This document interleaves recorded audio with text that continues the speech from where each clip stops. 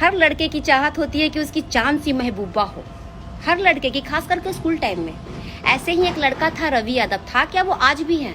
गौर से सुनिएगा मेरी बात को, आप लोगों को काम आने वाला है। आज भी है वो।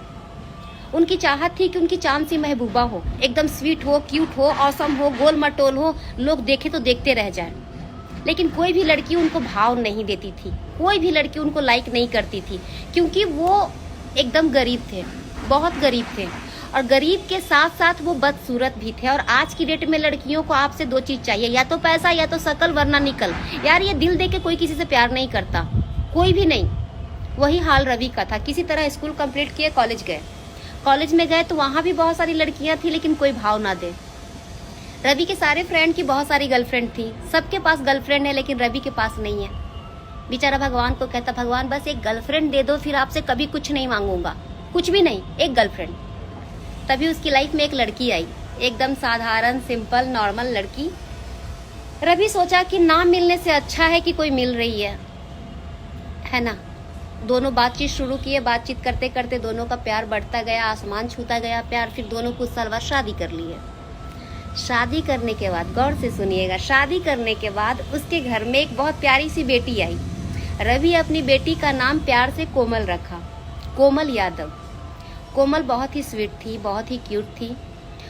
रवि अपनी बेटी से बहुत प्यार करता था। इस दुनिया में उसको अपनी बेटी से ज्यादा प्यार किसी से नहीं था।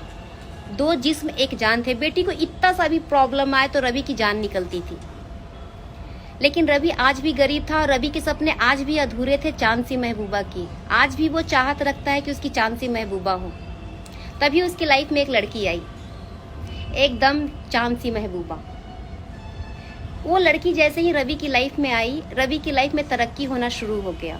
एकदम तरक्की होने लगा, धन दौलत शोहरत सब रवि को मिलने लगा। अब क्या, रवि को लगा कि यार मैं पैसा कमा रहा हूँ, तरक्की आ रहा है। तरक्की इतना आया कि रवि एकदम स्मार्ट हो गया, पैसे के दम पे एकदम स्मार्ट। जैसे बॉलीवुड के हीरो लोग होते हैं ना, पहले कैसे दिखते थे, अब कैसे दिखते हैं, वही हाल रवि का था। रवि बहुत स्मार्ट हो गया। वो उस लड़की से भी शादी कर लिया जो उसके लिए लकी थी, चांद सी महबूबा, समाज से चोरी चुपके।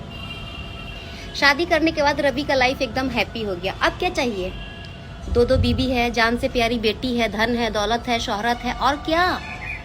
लेकिन इंसान की जरूरतें कभी खत्म नहीं होती। वो कहते ना, ये दिल मांगे मोर। वही हाल रवि का था। रवि को लगा कि पैसा आ रहा है तो कहीं ना कहीं लुटाया जाए, गवाया जाए। विनाश काल विपरीत बुद्धि। रवि का भी वही हाल था। अब वो सोचा अब टाइम पास करूंगा, बहुत हो गया, गर्लफ्रेंड, शादी वादी सब बहुत हो गया, अब सिर्फ टाइम पास करना है, लड़कियों के साथ खेलना है। बंदा वही करना शुरू कर दिया। उसकी लाइफ में लड़कियां कोई भी आती, उसकी फीलिंग से खेलता, उसका दिल तोड़ता। आती तो हैप्पी हैप्पी, बट जाती वो रोते रोते, क्योंकि कोई भी लड़की से वो अब शादी करना नहीं चाहता था, क्योंकि दो शादी वो कर चुका था। अब क्या, वो ऐसे ही करता गया। उसकी बीवी दोनों रोती, बेचारी बहुत पछताती, बहुत रोती, लेकिन कुछ कर नहीं पाती। क्या करेगी वो? समय बीतता गया। रवि की बेटी बड़ी हो गई, शादी करने के लायक हो गई। रवि सोचा मैं अपनी बेटी को, कोमल को, बहुत अच्छे घर में शादी करूंगा। और वो अपनी बेटी को बहुत अच्छे लड़के से, बहुत अच्छे घर में शादी किया, एकदम धूमधाम से। अपने जिगर के टुकड़े को विदा किया।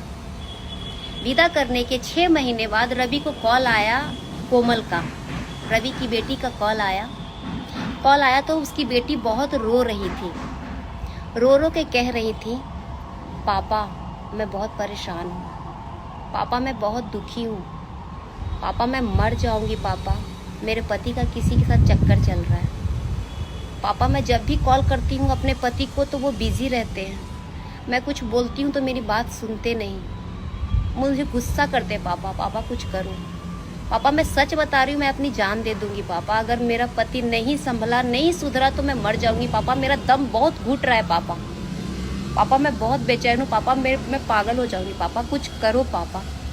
खूब गिड़गिड़ा के वो अपने बाप के सामने रोती रही, बहुत रोई वो, और बाप का कलेजा फट रहा था। जितना बेटी रो रही थी उतना बाप का तकलीफ बढ़ता जा रहा था।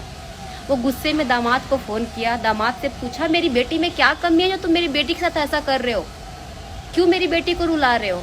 दामाद ने कहा खाली दिमाग शैतान का होता है, बेटी को बोलो काम में ध्यान दे, मैं अपना काम कर रहा हूँ, सक्की है आपकी बेटी। कोमल यादव अपने पति को बहुत समझाने की कोशिश की, बहुत बहुत कोशिश की, लेकिन वो अपनी हरकत से बाज नहीं आया। कोमल छत से कूद के अपना जान दे दी। जान देने के बाद वो मरी नहीं, लेकिन वो जिंदा भी नहीं रही, क्योंकि उसके सर में बहुत ज़्यादा चोट लगने की वजह से वो कोमा में चली गई। ना तो वो कुछ बोल सकती थी, ना तो वो चल सकती थी, ना तो वो बैठ सकती थी, सिर्फ और सिर्फ देख सकती थी और रो सकती थी, और उसमें कुछ नहीं था। ससुराल वाले उसको छोड़ दिए। 5 साल तक रवि अपनी बेटी की सेवा किया, 5 साल तक। कोमल यादव मेरी बहुत अच्छी सहेली थी। अभी अभी कोरोना में उसकी मौत हुई है। ये कोरोना में अभी अभी की बात है, 2021 की उसकी मौत हुई। उसका बाप हर रोज यही कहता है कि मेरे कर्मों की सजा मेरी बेटी को क्यों मिली, क्यों, मुझे क्यों नहीं। दोस्तों, मैं एक सच्चाई बता रही हूँ, इस दुनिया में मौत से भी बड़ी सजा अपने बच्चे को अपने आंख के सामने तड़पते देखना है, तड़प तड़प के मरते देखना है। उससे बड़ी सजा कुछ नहीं हो सकती दुनिया में। जिस तरह अच्छे कर्मों का फल तुरंत नहीं मिलता, ठीक उसी तरह बुरे कर्मों का फल भी तुरंत नहीं मिलता। एक बात बिल्कुल सच है, मैं बुजुर्गों से सुनी हूँ कि पास्ट एक बार फ्यूचर में लौट के जरूर आता है। तो किसी को तकलीफ उतना ही दीजिए जितना आप बाद में सह सकते हो, वरना तकलीफ किसी को मत दीजिए। किसी की भी बेटी हो, किसी की भी बहन हो, चाहे वो कोई भी हो।